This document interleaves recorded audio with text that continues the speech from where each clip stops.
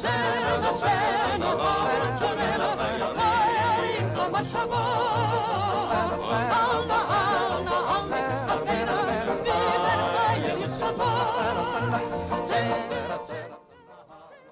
June of 1698, Moses Levy made his first recorded appearance in Stamford. In the 1730s, Jacob and David Hayes bought what is now called the Bush Holly House. Almost 3 centuries later, in March of 2015, Marc Chagall's granddaughter came to Stamford and gave us some extraordinary insights into his work and his life. In between those dates come the stories about us, about Dr. Jacob Nemointon saving lives in Stamford, and Erwin Miller and Eileen Nemointon risking their lives in the Second World War, about Erich Glasgow and Arnold Yellin, who worked with some of the leading stars in Hollywood. And did you know that Milton Mann attended the Nuremberg War Crimes Tribunal, and Arthur Koffler met with Egypt's Anwar Sadat, or that Golda Meir bought shoes from Jack Skydell's store? My son was involved at Road of Shalom with a trip to Israel. Now she's the prime minister by now, right? And she had all these kids in the room, and she wanted to know what their name was. So it comes to him, he said, "My name is Seth Skydell." She says, "My slippers come from your store." And Elie and Mort Lowenthal met with the Pope. He's a very congenial person, and you can talk to him, and, he's very interested in. Who told them what he wears when he goes skiing. What do all these people have in common? They're all Jewish. They're all part of Fairfield County. And without the Jewish Historical Society, you wouldn't know any of their stories. It all began, really, with a newspaper article. I first became aware of American Jewish history in 1937 when I read an obituary in the Brooklyn Eagle about the mother of Arthur Hayes Sulzberger, the president and publisher of the New York Times, who passed away that year. And it said she was descended from early Jewish settlers who were farmers in Westchester County, New York. And I had no idea that Jews were even here at that time, because in school, especially in elementary school, you learned about the Dutch and the English and so forth, and they were the ones who settled the country, and Jews weren't even anywhere. So when I read that, I first made me aware that, hey, there probably were these early Jewish settlers. And the rest, as they say, is history. That flagpole was the site of a landing where 23 Jews landed September 7th, 1654. But it's our history, stories about us. Like Eileen Nemointon's story about war. In September of 1943, under the cover of darkness, Nurse Eileen Nemointon's troop carrier began a 10-day trip across the Atlantic to set up an army hospital in England. The 9th day out, we were attacked by a German plane. And we had big guns on our boat. And they replied back, and it left. And then we had to worry about it coming back. But the weather was with us because the fog closed in and they couldn't find us, so we made it to Scotland. But while Eileen treated the war casualties, and in her spare time played cards with future movie star Jimmy Stewart, Erwin Miller was on his way to Saipan to help prepare for the invasion of Okinawa. The first time I saw a kamikaze, he came overhead. We were in, this was Okinawa, and I look up, and he was so close. I look up and I see the rising sun, and he was heading for us. And I must have been just frozen because he was so close. I could see it plainly. He was trying to hit us, but he hit. We were in formation of division, like squadrons, divisions, and he overshot us and hit the ship abreast of us like that. The war had a profound effect on so many local residents. Milton Mann was in Germany with the American occupation forces. That experience led him to the Nuremberg War Crimes Tribunal. It was very strange as a Jew to be sitting next to the people that perpetrated what they did. But it also formed the background for a lifetime of service to the community by both Milton and his wife Norma. Arnold Yellin's service during the Korean War was just a little different. As an experienced newspaper photographer for The Advocate, Arnold was assigned as a photographer in Tokyo, never imagining that when Marilyn Monroe and Joe DiMaggio got married, they would take their honeymoon in Japan. I had got an assignment, I rigged an assignment as it was, to meet the plane that came in with them on it and take pictures of Marilyn Monroe and Joe DiMaggio and everybody else is arriving. And there was such a crowd of fans around the steps leading from the airplane that they couldn't get them off the plane through the steps. So I went around the back of the plane and they brought her out of the escape hatch at the bottom of the plane. I followed her back to the hotel and I got pictures of her in her room. First thing she got was a massage from a Japanese masseuse. And then I got a call from my commanding officer. He says, we have to get a picture for her Geneva Convention card. When she came in for her picture, she was wearing a very low V-neck. And at the time, I don't know if you remember, women used to use fake moles. They used to paste them in various parts. I remember. Marilyn Monroe had twin moles right on the inside of each bosom with her low, and it was, now mind you, I apologize. Nothing was said until I got home about a year later and I was sitting at the Palace Theater watching a movie with Marilyn Monroe and she comes out in an evening gown and all of a sudden noticing two twin moles and blurring out in the middle of the theater. My God, they're real. The life of Stanford's Erich Glasgow was also shaped by war. In his case, again, World War II. Born in Austria, his family escaped over the Rhine River at the last possible moment, on the last train to cross the German-French border. Train was stopped, searched, people forced back onto the train and kept me back and kind of sliced open my lining, saying I'm carrying money. Of course I didn't. But the train left. So my parents, of course, went crazy. Figured they'll never see me again. And then they made me walk across the Rhine.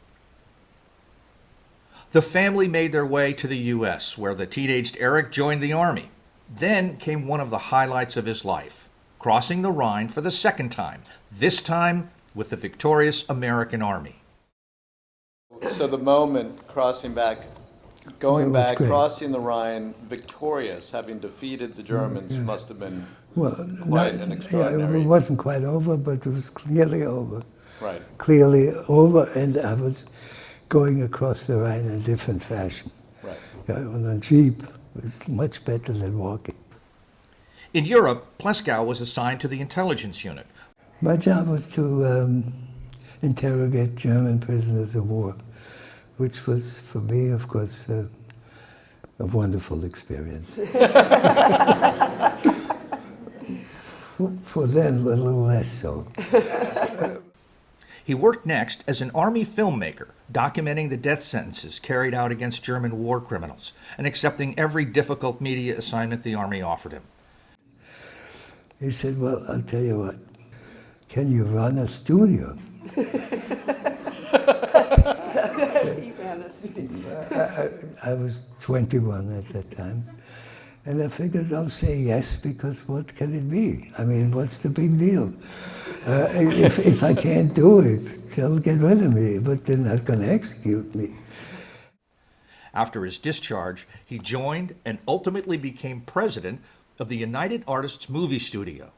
There, he won 3 Best Picture Oscars in a row for One Flew Over the Cuckoo's Nest, Rocky, and Annie Hall, a feat never before accomplished.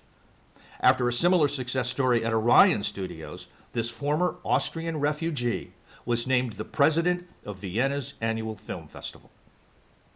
His advice for success is straightforward. Try everything, say yes to everything. don't be afraid of a challenge, and try to be honest in a dishonest world. That theme, don't be afraid of a challenge, comes through again and again in the Jewish community's archives. Like with Evelyn Fowler. Originally an artist, she was rejected from Columbia's engineering school because they said that at the ripe old age of 22, she was just too old for that sort of thing. So, I tried the Polytechnic Institute in Brooklyn, and they were very nice, but they said, we're sorry, we can't take you because we haven't got any women's toilets. Whatever. So I said, you didn't offer to use the men's. You know, it never occurred to me. In those days, you wouldn't do things like that. I probably wouldn't have gone then. Right. Anyhow, so I said, look, and go to Pratt. So I went over to Pratt, and they had an engineering school at that time, which is now closed. They no longer have the school. And there was no problem. I was applied, I got in, and I went to engineering school. there's also Dr. Carolyn Koffler, who was one of only 6 women graduates in NYU's 1936 med school class, and who went on to get a public health degree at Yale. Did you know that it was not easy for a woman to get into medical school? I didn't know that. I didn't pay any attention to that. This was what I was going to be. And I just wasn't aware of any obstacles. And when she did encounter obstacles, she fought back. She was part of the group that for the first time in history convinced Mayor LaGuardia to actually pay New York doctors while they were interns. I have a picture with our coming down the steps of City Hall trying to have a bill passed that would pay $1,000 a year to an intern in New York City hospitals. They weren't paid at all then? We were paid nothing. Just got And fed. what LaGuardia did was to give us $15 a month. My father was so proud. That was the first money I'd ever made. He framed the $15 check. He never cashed it. The discrimination that others faced was based on religion. Even Stanford's renowned Dr. Jacob de Mointon encountered it. Yeah, the community had anti-Semitism. Dr. de Mointon recounts it on his tape. He couldn't get admission on the staff of Stanford Hospital for years, and he attributed that to one of the head nurses there, or whatever. There was a superintendent at that time, a certain Mrs. Wilson, who was in charge of the hospital, and for some reason she, I believe, did not have much sympathy for Jewish people. She, at least it was, I thought that was the case with me. And every opportunity that she had, she made it very hard for me. Stanford's Elie Lowenthal was an avid skater and sailor, living her early years in Larchmont. Her father was actually knighted by the Pope for his outstanding work with the Catholic Church. But because of anti-Semitism, Elie found door after door closed in her face. I couldn't join any skating clubs in the area at all. Couldn't join any yacht clubs. I was a sailor. Could not join any yacht clubs at all. We lived right near the Larchmont Yacht Club. I was not allowed to walk in the building with my friends. I had to stay outside. It was just constant. As in Larchmont, the Stanford Yacht Club at that time also had a reputation for discrimination. But in 1940, one man chose to fight back. Walter Wheeler Jr., the non-Jewish CEO of Pitney Bowes, was a leading member of the Stanford Yacht Club and the president of the Long Island Sound Yacht Racing Association. But in May of 1940, Wheeler wrote a letter of resignation to the club, explicitly detailing the club's discriminatory practices and making an extraordinary stand of principle against them. Wheeler wanted to loan his boat to a good friend for the summer. But to do that, the friend would need launch service from the club to get to and from the boat. Wheeler wrote, I was sure my friend was perfectly willing to join the club and pay the usual dues and fees, and I would have been only too glad to propose him, except for the fact that he is a Jew by race, and I knew the past attitude of a great many members of the club in that regard. Therefore I'd thought that something might be worked out to permit him to use the launch service as my guest, in the same manner as is the customary practice. I explained to you that my friend was one of very long standing, the senior partner of an otherwise Gentile law firm of high reputation in New York City, a man of the very highest integrity, modesty, and cultural background, who had for a number of years taken a great deal of interest in civic matters in Stamford, and who is highly respected in the community and loved for what he is by all who know him. You later called me back and told me you discussed it informally with a number of the directors, all of whom had agreed that nothing whatever could or should be done to care for the situation, solely and simply because my friend was a Jew. The actual expression was, the club cannot afford to have Jews seen in its launches. We're living through a period when Europe is literally being torn apart by wholesale slaughter on a scale never before conceived. Few will deny that the root of this world situation is bedded in intolerance, racial prejudices, and our failure to give much more than lip service to the principles of true democracy and Christianity. I realize that the prejudice in the Stamford Yacht Club against Jews has existed in the majority of other similar clubs, but we have reached the point where a great effort should be made to amend this callous and dangerous policy. To exclude a Jew without consideration, just because he is a Jew by race, basically amounts to the same type of treatment as most of us criticize in Nazi Germany. If I am to remain a member of the Stamford Yacht Club, I must ask that the board establish a policy that should any member propose a Jew, he will be carefully considered and investigated, the decision to be reached entirely on his character and merit as an individual, that he will not be excluded solely and simply because he is a Jew. Wheeler's policy was defeated, and he resigned. As Erich Glasgow would say, he was a man who was not afraid of a challenge and who insisted on being honest in a dishonest world. There's so much more to tell about Dr. Harry Romanowitz performing a sample circumcision on public TV.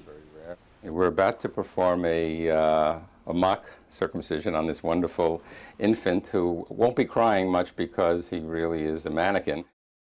About Julian Padowitz escaping through the mountains from Poland. We climbed on all fours. At the top of the mountain, we were finally out of Poland and out of the Soviet clutches. But where were we? About Harriet Brynon opening up her Strawberry Hill medicine cabinet to quite a surprise. I discovered one day that if you open the medicine cabinet, at the same time your neighbor opened his medicine cabinet, I learned that he had a yellow terry cloth bathrobe. Telling these stories about all of us is what we at the Jewish Historical Society do. But there's so much more to tell.